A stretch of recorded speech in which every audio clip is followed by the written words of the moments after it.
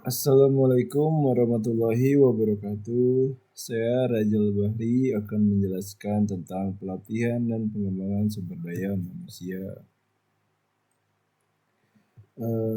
Materi pertama yaitu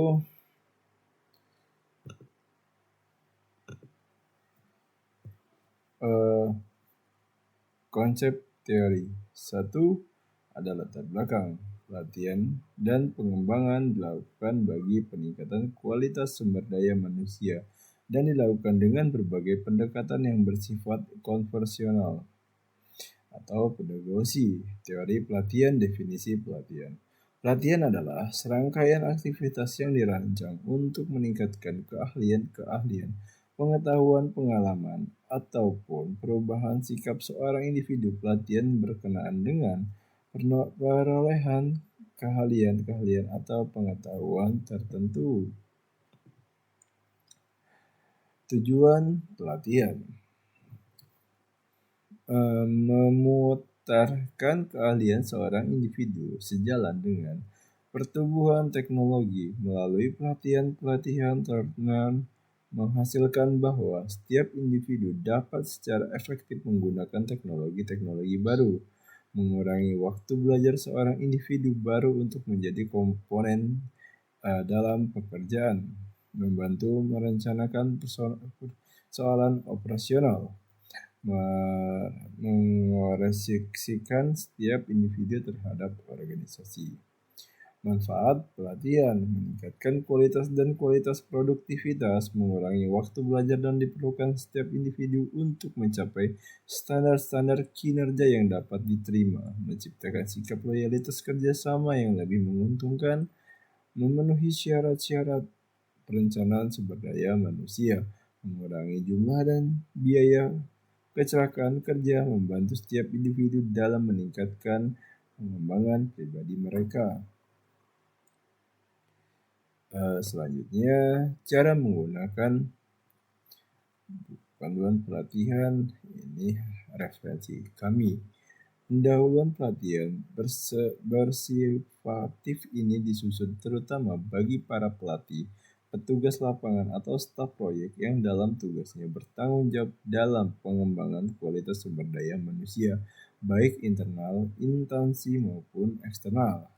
Panduan ini dapat diterapkan sesuai dengan situasi dan kondisi.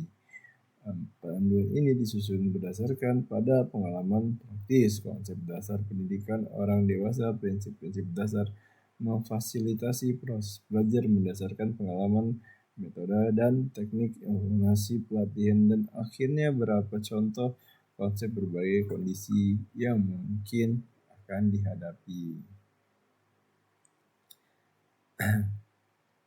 Selanjutnya,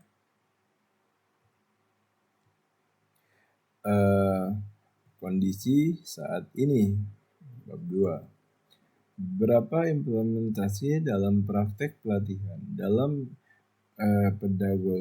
pedagogi atau konvensional karena berpusat pada materi pembelajaran, subjek materi, konteks original, maka implementasi yang ditimbulkan pada umumnya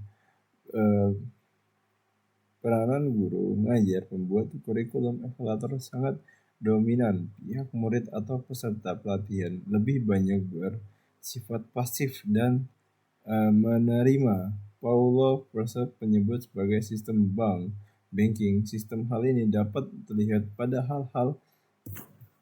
hal-hal yang sering kita lihat.